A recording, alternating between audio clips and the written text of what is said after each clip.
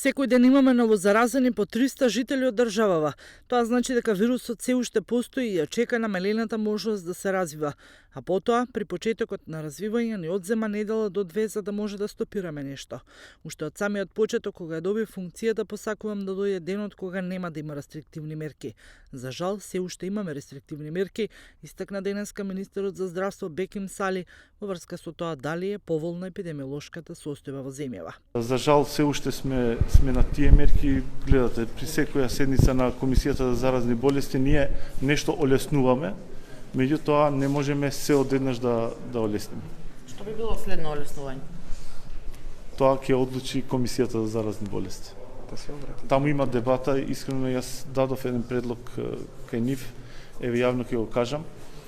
На една од седниците да ве поканиме и вас да видите како се дебатира внатре во Комисијата. Верувајте, толку е кристално јасна ситуацијата, јасна е сликата за епидемиолошката состојба, што и вие ќе добиете информации точни и навремени што, кога и како треба се одлучува.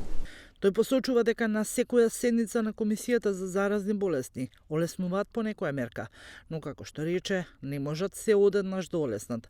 На новинарско прашање што би било следно олеснување, истакна дека за тоа одлучува Комисијата за заразни болести.